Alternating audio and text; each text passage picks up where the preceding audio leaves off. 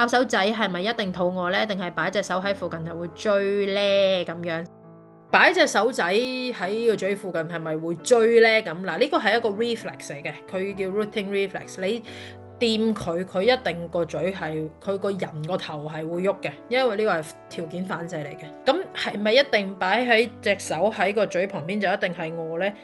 都要睇下佢究竟嗰一刻啊，你嗰餐食完未呢？食咗幾耐呢？BB 唔係機械人啊嘛，佢唔會話隔3個鐘一次、3個鐘一次，有時佢可能食完個零鐘佢又想食噶啦，咁你掂下佢，佢又會有機會喐噶啦。如果佢真係掂下隻手仔，佢追得好快嘅，好喎，即刻轉過嚟嘅，咁我哋知道呢個人都似係想食噶啦，咁我哋咪照俾佢咯嚇，咁就唔好成日覺得唉你食咁密，你食咁多次，睇翻自己頭先撳咗落電話嗰個 record 係咪真係食咁多次呢？